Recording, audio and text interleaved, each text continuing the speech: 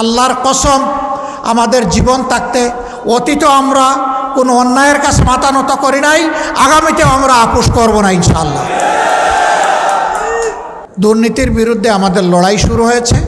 এই লড়াই থামবে না যতক্ষণ পর্যন্ত দুর্নীতি একদম মাটিতে নেমে না আসছে। এখন দুর্নীতি আকাশচুম্বী, সমাজের রন্ধ্রে, রগে, শিরায়, উপশিরায়, ধমনীতে, ক্যাপিলারিতে, সব জায়গায় এখন দুর্নীতি। এই দুর্নীতির বিষ বাষ্প থেকে এই সমাজকে বের করে আনতে হবে। হ্যাঁ, আমরা জানি যারা দুর্নীতিতে লিপ্ত তারা আমাদের সামনে বাদার হিমালয় পর্বত দাঁড় করিয়ে দিবে। আমরা তাদেরকে সুসংবাদ দিচ্ছি, হিমালয়ের মহাপর্বত ইনশাআল্লাহ আল্লাহ তাআলার সাহায্যে জনগণকে সাথে নিয়ে আমরা টপকে যাব ইনশাআল্লাহ। কোনো বাদার হিমালয় পর্বত আমাদের গতি থামাতে পারবে না, আমরা থামব না ইনশাআল্লাহ। কোনো চাঁদাবাজ একজন শিল্পপতির কাছে, একজন ব্যবসায়ীর কাছে গিয়ে এটা বলার সাহস পাবে না যে হ্যাঁ, এই এলাকায় ব্যবসা করতে হলে আমাদের দিকে চাইতে হবে, আমাদেরকে দেখতে হবে, আমাদের কথা শুনতে হবে, আমাদের চাহিদা পূরণ করতে হবে, মাসে সাপ্তাহিক পরিমাণ আমাদেরকে দিতে হবে। বাপটা এমন যে এটা তার বাপ দাদার জমিদারি আর ওনারা এখানে ভাড়াটি আছে, এরকম অবস্থা। আমরা এই সমস্ত সন্ত্রাসী চাঁদাবাজদেরকে সমাজ থেকে তাড়াবো, নির্মূল করব ইনশাআল্লাহ। কোনো চাঁদাবাজের অস্তিত্ব রাখা হবে না। যদি চাঁদামুক্ত হয়ে যায় বাংলাদেশ, বাংলাদেশের অগ্রগতি লাফিয়ে লাফিয়ে সামনের দিকে যাবে। এখন যে দ্রব্যমূল্য তা অর্ধেকে নেমে আসবে। চাঁদার জ্বালায় ব্যবসায়ীরা অতিষ্ঠ, উৎপাদন থেকে শুরু করে বাজারজাত পর্যন্ত, হোলসেলার থেকে শুরু করে রিটেইলার, এমনকি ফুটপাতের আমার একজন সাধারণ ব্যবসায়ী ভাই, একজন হকার, সেও চাঁদাবাজদের কবল থেকে মুক্ত নয়। আমরা তাদেরকে কথা দিচ্ছি, ভাই তোমাদের ফুটপাতে ব্যবসা করতে হবে না, ব্যবসা তোমরা সম্মানের সাথে করবা এবং সেই জায়গা তোমাদেরকে করে দেওয়া হবে ইনশাআল্লাহ। আর কোনো চাঁদাবাজ গিয়ে তোমাদেরকে ডিস্টার্ব করার সাহস করবে না। আমাদের দ্বিতীয় প্রায়োরিটি কিছু বলেই ফেলেছি, আমরা দেশটাকে নিয়ে সামনে আগাতে চাই। এই দেশটাকে নিয়ে সামনে আগানোর জন্য আমাদের কতগুলো মৌলিক জায়গায় অবশ্যই দৃষ্টি দিতে হবে। বাংলাদেশ জামাত ইসলামী কতগুলো মৌলিক জায়গাকে চিহ্নিত করেছে অগ্রাধিকার হিসেবে। প্রথম জায়গাটাই হচ্ছে আমাদের শিক্ষা। একটা ভালো জাতি গড়ে তুলতে হলে ভালো একটা শিক্ষা ব্যবস্থা আমাদের লাগবে। বর্তমান শিক্ষা ব্যবস্থায় আমাদের সন্তানদেরকে তাদের মেধা বিকাশে যথাযথ সহায়তা করা হচ্ছে না, যার কারণে অনেক মেধা ঝরে পড়ছে, আবার অনেক মেধা আংশিক বিকশিত হচ্ছে। আমরা চাই মেধার পূর্ণ বিকাশ। এই জন্য শিক্ষাকে আমরা নৈতিকতার উপর ভিত্তি করে সম্পূর্ণ আধুনিকায়ন করতে চাই। শিক্ষাকে যদি মডার্ন যুগের সাথে না মেলানো যায়, সকল টেকনোলজির দিক থেকে আমরা শুধু পিছনেই পড়ে থাকবো, আমরা সামনে আগাতে পারবো না। আমাদের স্বপ্ন, আমাদের সন্তানেরা জন্ম নেওয়ার পরে তারা তাদের পর্যাপ্ত চিকিৎসা পাবে এবং একটু বড় হইলেই তারা সঠিক শিক্ষাটা পাবে। শিক্ষার পাড় চুকিয়ে যেদিন তারা বের হবে, হাতে তারা একটা কাজ নিয়ে বের হবে, বেকার হয়ে বের হবে না। এবং এক টুকরা কাগজ নিয়ে অথবা কয়েক টুকরা কাগজ নিয়ে এই দপ্তর ওই দপ্তরে ঘোরাঘুরি করে নিজের সময় নষ্ট করবে না। কাজ তার হাতে চলে আসবে তার যোগ্যতা অনুযায়ী। যার যেমন যোগ্যতা সেই যোগ্যতার কাজ তার হাতে চলে আসবে, অফার চলে আসবে। অফার হয়তো অনেকগুলো আসবে, এর মধ্য থেকে যেটা উত্তম সেটাই সে চয়েস করবে। এই জায়গায় আমরা দায়িত্ব নিয়ে বলতে চাই, শহর এবং গ্রামের গরিব সম্প্রদায়ের যারা আছেন তাদের সন্তানেরা অনেক সময় শিক্ষার আলো থেকে বঞ্চিত থাকে। অনাদরে অবহেলায় এই মেধাগুলা শেষ হয়ে যায়। এক পর্যায়ে হতাশা দেখা দেয়, হতাশা থেকে ক্ষোভ জন্ম নেয়, ক্ষোভ থেকে অনেকে সন্ত্রাসের দিকে চলে যায়। এর জন্য ওরা দায়ী নয়, দায়ী এই সমাজ। যেই সমাজ তাদের অধিকার প্রতিষ্ঠিত করে নাই, এই সমাজকে এই দায়ভার গ্রহণ করতে হবে। যার কারণে অনেক সময় সমাজ অস্থির হয়ে যায়। আমরা চাই না আমাদের একটা সন্তানও বিপদগামী হোক। আমরা চাই আমাদের প্রত্যেকটা সন্তান সুনাগরিক হিসাবে গড়ে উঠুক। উন্নত বিশ্বেও আছে, সবার জন্যে সরকার শিক্ষার ব্যয়ভার বহন করে না, কিন্তু যারা স্বল্প আয়ের মানুষ তাদের পুরো ব্যয়ভার সরকার গ্রহণ করে। যাদের অভিভাবকের আর্থিক সঙ্গতি আছে তারা উন্নত শিক্ষার জন্য যে কোনো অ্যাভিনিউতে যেতে পারে, কিন্তু বেসিক শিক্ষাটা যাতে সবাই পায় সেটা নিশ্চিত করতে হবে। একটা মানুষও যাতে শিক্ষার আলো থেকে বঞ্চিত না থাকে, এই ব্যবস্থা অবশ্যই নিশ্চিত করতে হবে। এরকম শিক্ষা যদি সমাজে নিশ্চিত করা হয় তখন আর ওই 100 তলা আর 1 তলার ব্যবধান থাকবে না, এই ব্যবধান কমে আসবে। আমাদের মূল সাবজেক্ট পিছিয়ে পড়া জনগণ, বঞ্চিত মানুষগুলো, নারী হোক পুরুষ হোক, তাদের নিয়েই আমাদের মূল কর্মসূচি। তাদের জীবনমান কেমনে সামনে এগিয়ে আনা যায়। যাদের তেল আছে তাদের মাথায় আমরা তেল মাখবো না ইনশাআল্লাহ, তবে তাদের তেল কেড়েও নেওয়া হবে না, তারা তাদের তেল নিয়ে শান্তিতে থাকুক। কিন্তু যে মানুষটা সামান্য খাদ্যের অভাবে, পুষ্টির অভাবে, চিকিৎসার অভাবে, শিক্ষার অভাবে দুঃখে দুঃখে একটা কঠিন জীবনের সঙ্গী হয়ে গেছে, তাকে ওখান থেকে বের করে আনা আমাদের কাজ। আল্লাহ যেন সেই শক্তিটা আমাদেরকে দান করে। সম্মানিত ভাই ও বোনেরা, আল্লাহ যাদেরকে সম্পদশালী করেছেন তারা ভাগ্যবান। আমরা তাদের সম্পদ কেড়ে নেব না, তাদেরও সম্পদের আমরা পাহারাদারি করব ইনশাআল্লাহ। সম্মানিত ভাইরা, এরপরে আমাদের অঙ্গীকার, সমাজে ন্যায় বিচার নিবৃত্তে কাঁদে। বিশেষ করে নিরীহ মানুষ কোনো বিচারই পায় না, বরঞ্চ অবিচারের শিকারে পরিণত হয়। সকলের জন্য সকল পর্যায়ে ন্যায় বিচার সমভাবে নিশ্চিত করা। বিচারের ক্ষেত্রে কারো মুখ দেখে কোনো বিচার হবে না। আমি কথা বলছি, আমিও যদি রাষ্ট্রীয় দায়িত্বে কোনো দিন আল্লাহর ইচ্ছায় থাকি আর এরকম কোনো অপরাধের সাথে আমি জড়িয়ে যাই, এ বিচার ব্যবস্থা আমাকেও ক্ষমা করবে না, আমাকেও ছাড় দেবে না। দেশের প্রধানমন্ত্রী প্রেসিডেন্টের জন্য একটা আর অন্যদের জন্য আরেকটা, এটা হবে না। বিচার সকলের জন্য সমান হবে ইনশাআল্লাহ। সেই ন্যায় বিচার নিশ্চিত করলে সমাজ থেকে বহু ধরনের বৈষম্য অটোমেটিক্যালি দূর হয়ে যাবে এবং বিচারকেরা সম্মানের আসনে থাকবেন। একসময় তাদের ভীষণ সম্মান ছিল। সাধারণ একজন ম্যাজিস্ট্রেটও তিনি সাধারণ বাজারে ঢুকতেন না, সাধারণ মানুষের সাথে মিশতেন না। কেউ কোনোভাবে তাদের কাছ থেকে কোনো আনডিউ প্রিভিলেজ, অবৈধ কোনো সুযোগ নিয়ে নিতে পারে, এই জন্য তারা বাজার টাজার করতেন না। এখন সেই ডিগনিটিটা নেই। এখন অনেকের অবস্থা খুবই কাহিল, আর বিচার করতে করতে শেষ পর্যন্ত পালাতে গিয়ে অনেকে কলা পাতায় ঘুমায়। ঘুমায় না?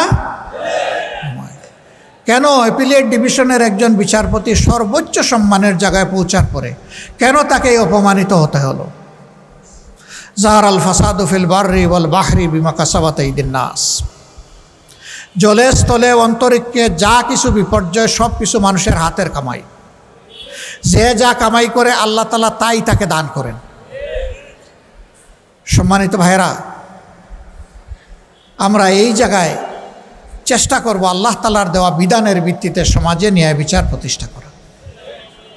এ বিচার ধর্ম বর্ণ নির্বিশেষে সকলের জন্য সমান হবে। কারো ধর্ম দেখে বিচার প্রভাবিত হবে না।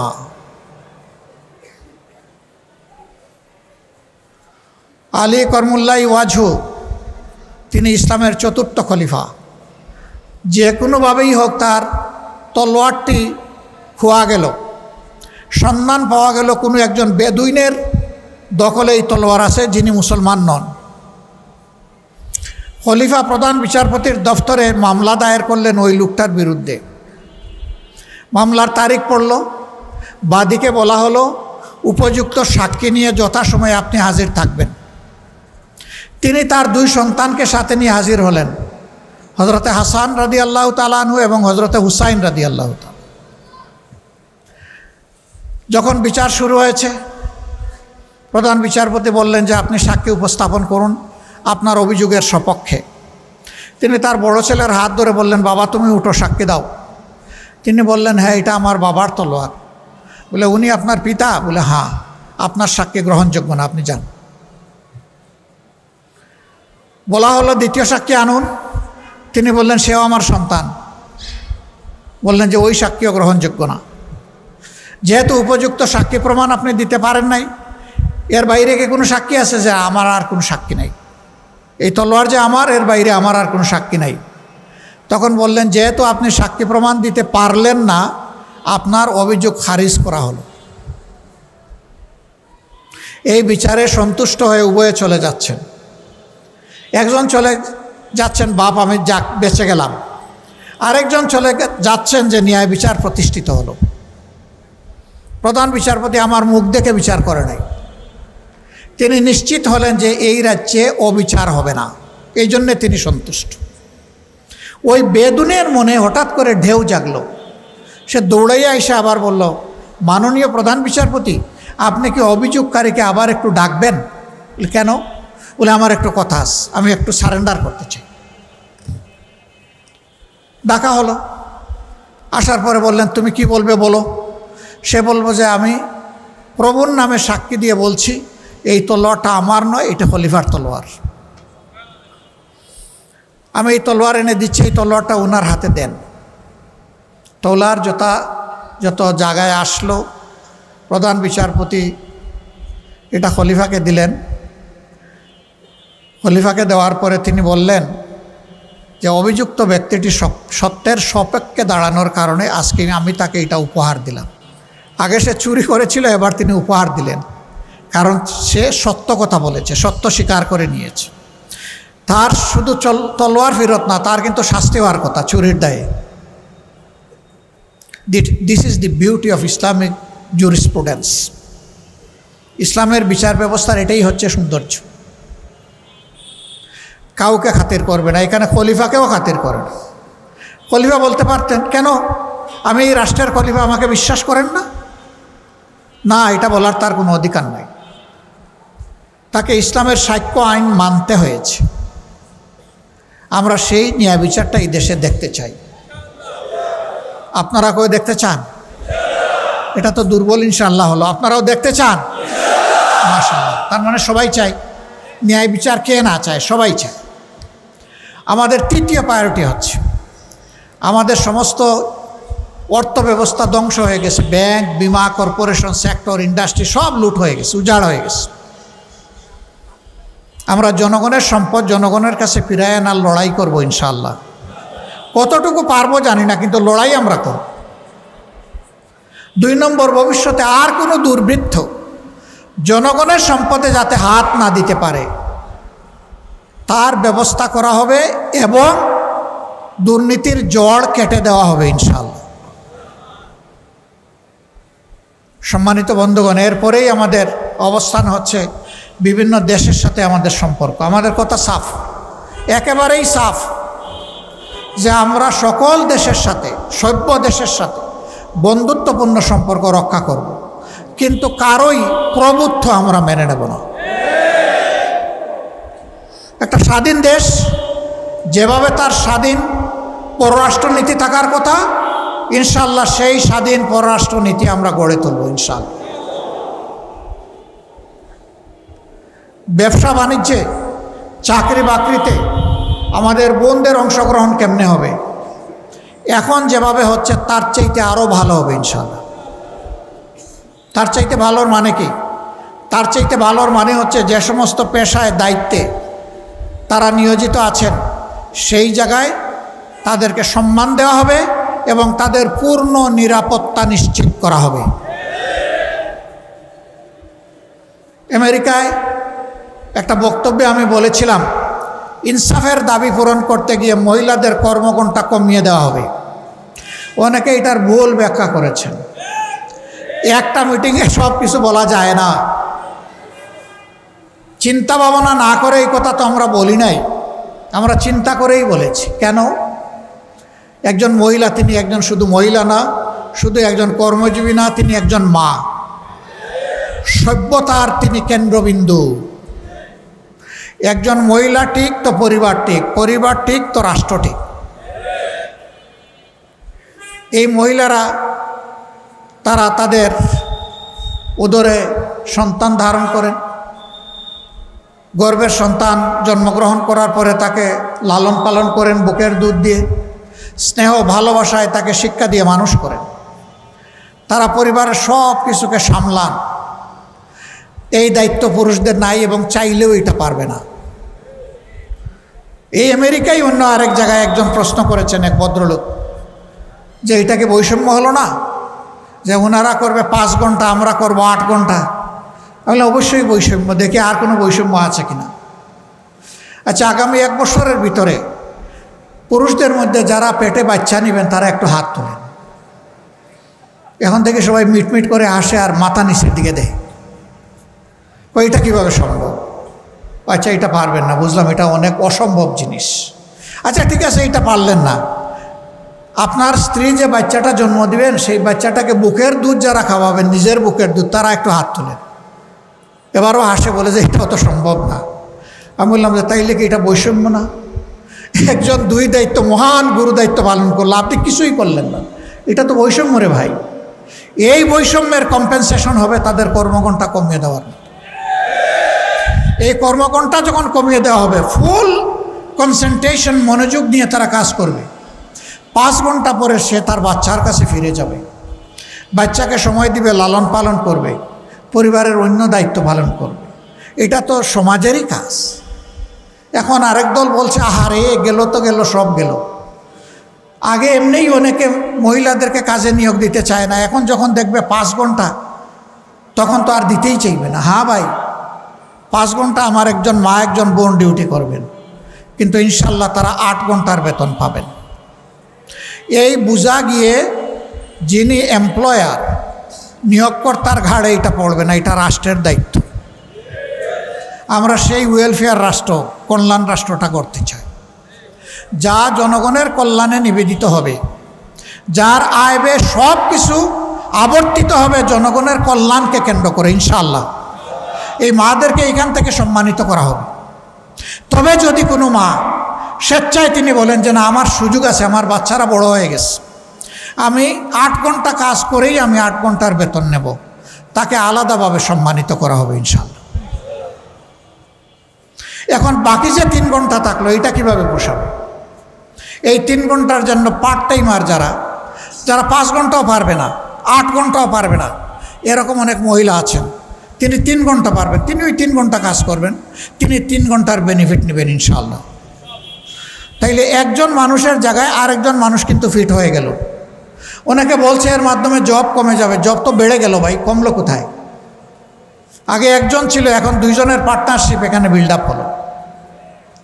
এইভাবে আমরা একটা দরদি সমাজ গঠনে সক্ষম হব ইনশাআল্লাহ, যেখানে পরস্পরের প্রতি শ্রদ্ধা এবং ভালোবাসা থাকবে।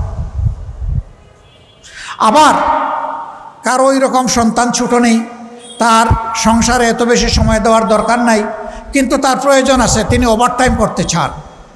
যদি নিয়োগকারী সংস্থা তার কাছ থেকে ওভারটাইম সার্ভিস নিতে চায়, আর তার যদি সেই সুযোগ থাকে, সেইটাও বাধা দেওয়া হবে না। সকল দুয়ার খোলা থাকবে, যে যে অপশনে ইন করতে চাইবেন তার জন্য সেই সুযোগটা ওপেন হয়ে যাবে ইনশাআল্লাহ। তো কী অপরাধটা আমি করলাম বলেন তো? এই যারা আমার দিকে কামানের গুলি ছোড়া শুরু করলেন, আমি আশা করব আমার এই কথাগুলা শোনার পরে তারা একটু শান্তি পাবেন ইনশাআল্লাহ। কেউ যদি মনে করেন যে ডাক্তার শফিকুর রহমান এই কথা বলে সমস্ত মহিলাদের ভোট নিয়ে যাচ্ছে, হায় হায় আমাদের কী হবে? ভাই, আপনাদেরকেও যদি সব ভোট দিয়ে দেয় আমার কোনো আপত্তি নাই, কিন্তু মায়েরা বোনেরা যদি তাদের নিরাপত্তা ভেবে তাদের জন্য সবচেয়ে কমফোর্টেবল জোন হিসেবে আমাদেরকে বাছাই করে নেয়, সেটাও আপনাদেরকে মেনে নেওয়ার জন্য প্রস্তুত থাকতে হবে। ওখানেও আপত্তি তুলতে পারবেন না। যে যুব সমাজ 24-এ বুক চিতিয়ে লড়াই করেছে, জীবন দিয়েছে, পঙ্গু হয়েছে, তারা অনেকেই জানতো না তারা বেঁচে থাকবে কিনা। সেই যুব সমাজের একটা বিশাল দাবি, চাহিদা, প্রত্যাশা এই জাতির কাছে আছে। তাদের এই প্রত্যাশাকে আমরা সম্মান করি এবং আমরা কথা দিচ্ছি তোমাদের প্রত্যাশা পূরণে আমরা লড়ে যাব ইনশাআল্লাহ। যুবকরা, তোমাদেরকে তোমাদের অধিকারের জন্য লড়তে হবে। দুটি অধিকার, একটা হলো নিজের হাতকে দক্ষ হিসাবে গড়ে তোলার অধিকার, রাষ্ট্র যেন এই সমর্থ তোমাদেরকে দান করে, সাপোর্ট দেয়। 2 নম্বর হচ্ছে তোমাদের মৌলিক ভোটের অধিকার। এখানে 30-32, অনেকের বয়স হয়ে গেছে 35 হয়ে গেছে, তারা জীবনে একবার একটা ভোট দিতে পারে নাই। কেউ কেউ আশঙ্কা করেন আগামী নির্বাচনে কেউ গাছে কাঁঠাল রেখে গুফে তেল দিচ্ছেন, মাসল আর ব্যাগ মানির মাধ্যমে অন্যের ভোট হাইজ্যাক করবেন। তাদের প্রতি আমাদের স্পষ্ট বার্তা, আমরা যুবক হয়ে বিস্ফোরিত হব ইনশাআল্লাহ। এই যুবকদের ভোট, আমার ভোট নিয়ে কেউ কাড়াকাড়ি করুক, এটা আমরা বরদাস্ত করব না। যুবকরা, তোমাদের ভোট তোমরা দিবা, আমরা তোমাদের পাশে থেকে লড়াই করব, তোমাদেরকে সাহস যোগাবো, শক্তি যোগাবো। কোনো ডাকাত তোমাদের বুটের দিকে হাত বাড়ানোর জন্য দুঃসাহস না দেখায়। এখন থেকে সেইভাবে যুবকদেরকে প্রস্তুত হতে হবে। তোমার যাকে পছন্দ তাকে ভোট দিও, আমাকে দিবা না দিবা এটা তোমার ব্যাপার, কিন্তু তোমার ভোটের জন্য আমরা লড়ে যাব ইনশাআল্লাহ। প্রিয় দেশবাসী, আমরা একটা মানবিক বাংলাদেশ চাই, যে বাংলাদেশটা প্রত্যেকটা মানুষকে সম্মান করবে এবং ভালোবাসবে। এই বাংলাদেশটা আমরা চাচ্ছি। আমরা একটা ক্ষতবিক্ষত একটা মজলুম দল হিসাবে, ভাই আমরা পারতাম 5 তারিখের পরে কিছু উল্টাপাল্টা কাজ করে নিতে। হ্যাঁ, উল্টাপাল্টা কাজ করে হয়তো মানুষের কাছ থেকে পার পেয়েও যেতে পারে, কিন্তু আল্লাহর দফতর থেকে কে আমাদেরকে বাঁচাবে? এই জন্য আল্লাহ তাআলাকে ভয় করি বলেই আমরা মানুষকে সম্মান করার পক্ষে। এমনকি একজন অপরাধী, তাকেও তার অপরাধের চাইতে বাইরে, এর বাইরে গিয়ে কেউ কিছু তাদের সাথে করুক, সেটাও আমরা চাই না।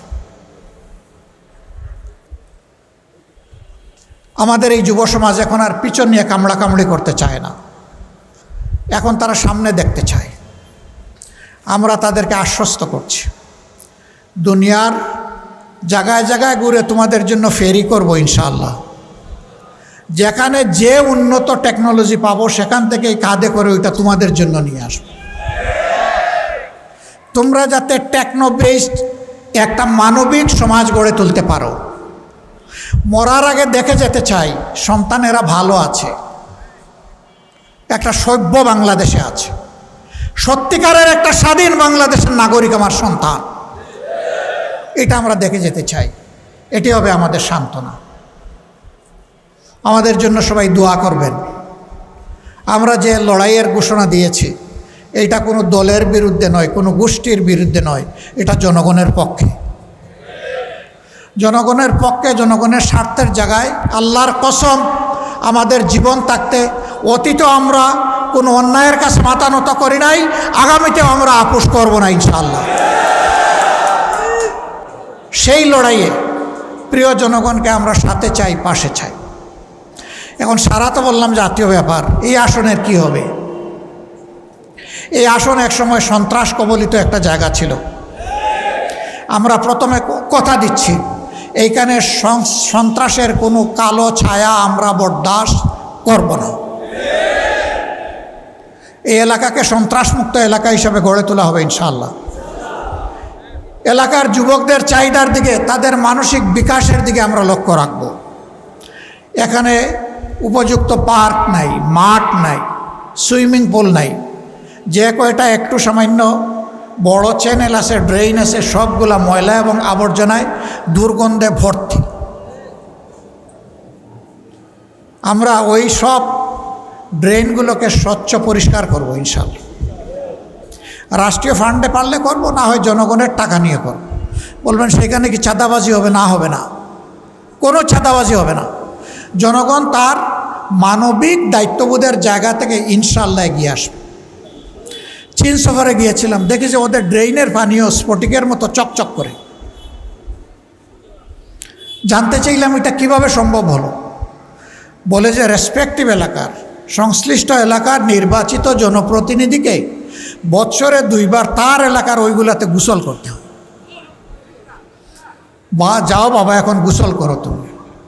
তো গোসল যখন করবে তখন গোসলের উপযুক্ত করে এই পানীয় তার মেনটেন করতে হবে। সে জানে না তার গোসলের ডেট কোন দিন, ওইটা রাষ্ট্র জানাই দিবে যে আগামীকালকে আপনার গোসলের ডেট। যদি আগে জানাই দেয় তাইলে মাঝখানে যেমন তেমন হোক ওই সময় এসে হয়তো কেউ পানি পরিষ্কার করে নিতে পারে, এই সুযোগও নাই। আগের দিন রাত্রের নোটিশ যাবে কালকে সকাল 10টায় তোমার গোসলের সময়। আমরা বিশ্বাস করি সমাজে যদি ডিসিপ্লিন, নিয়ম যদি এস্টাবলিশ করা যায়, এই সমাজ চমকাবে ইনশাআল্লাহ, ডায়মন্ডের মতো চমকাবে। আমাদের লোকেরা বিদেশে গিয়ে সেই দেশগুলা গড়ে দিচ্ছে, সেই লোকেরা এই দেশকে আরও সুন্দরভাবে গড়ে দিতে পারবে। শুধু একটা পরিবেশ প্রয়োজন, আর কিছুই না। আমরা ওই পরিবেশটা তৈরি করে দিতে চাই যেখানে আবাল বৃদ্ধ বনিতা সবাই এই রাষ্ট্রকে এগিয়ে নেওয়ার জন্য ভূমিকা রাখার সুযোগ পাবে। আল্লাহ তাআলা এই তৌফিক আমাদেরকে দান করুন। আমরা ঘুরে ঘুরে এই এলাকার সমস্যাগুলোকে নোট করছি, কোথায় কোন সমস্যা আছে। কিছু কিছু জায়গায় অপরিকল্পিত আবাসন হওয়ার কারণে রাস্তাঘাটগুলা যথেষ্ট সংকীর্ণ। এই রাস্তা দিয়ে অনেক কিছু রাস্তা আছে, একটা অ্যাম্বুলেন্স ঢুকবে বা বের হবে এই সুযোগও নাই। আমরা জনগণকে সাথে নিয়ে কারো বড় কোনো ক্ষতি না করে বড় উপকারটা কিভাবে করা যায়, আলাপ আলোচনা পরামর্শের ভিত্তিতে ইনশাআল্লাহ গায়ের জোরে নয়, এই সমস্যাগুলো আমরা সমাধানের চেষ্টা করব। এটাও সম্ভব মানুষকে যদি মোটিভেশন দেওয়া যায়, বৃহত্তর কল্যাণের কথা যদি তুলে ধরা যায়, এবং মানুষের আস্থা যদি পয়দা হয় যে এই লোকরা ধান্দাবাজ নয়, এরা সমাজের স্বার্থে এই কাজগুলো করছে, তখন জনগণ এগিয়ে আসবে আমাদেরকে সহযোগিতা করার জন্য। আমরা সেই জনগণকে বুকে নিয়ে ইনশাআল্লাহ তাদের জন্য একটা কমফোর্ট জোন এখানে তৈরি করার চেষ্টা করব। আল্লাহ যেন আমাদেরকে তৌফিক দান করেন।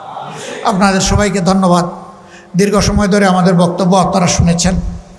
ভালো লাগলে জনগণকে বলবেন, খারাপ লাগলে আমাকে বলবেন, আমি যাতে সংশোধিত হতে পারি, আমি যাতে ভবিষ্যতে এই অযৌক্তিক বক্তব্য বা কথা আর জনগণের সামনে পেশ না করে। আপনারা যে যেখান থেকে এসেছেন, আপনাদের পরিবারের সম্মানিত সদস্যবৃন্দ, আপনাদের পার্শ্ব প্রতিবেশী, কর্মস্থলের সঙ্গী এবং আপনাদের বন্ধুমহল, সবার কাছে আমাদের এই কথাগুলো মেহেরবানি করে আপনারা পৌঁছে দেবেন। যদি আমরা সবাই শপথ নিতে পারি যে আগামীতে একটি পরিচ্ছন্ন বাংলাদেশ আমরা গড়ব, তাহলে আমি বিশ্বাস করি আল্লাহর আসমান থেকে আমরা সাহায্যও পাবো ইনশাআল্লাহ। আমরা কি এই শপথটা নিতে পারি? 2 হাত তুলুন একটু। আপনাদেরকে অসংখ্য মোবারকবাদ। ইনশাআল্লাহ, ইনশাআল্লাহ ক্লিন বাংলাদেশ, গ্রিন বাংলাদেশ আমরা সবাই মিলে হাতে হাত মিলিয়ে গড়ব ইনশাআল্লাহ। আল্লাহ হাফেজ। বাংলাদেশ জিন্দাবাদ। বাংলাদেশ জামাতে ইসলামী জিন্দাবাদ। আসসালামু আলাইকুম ওয়া রাহমাতুল্লাহ।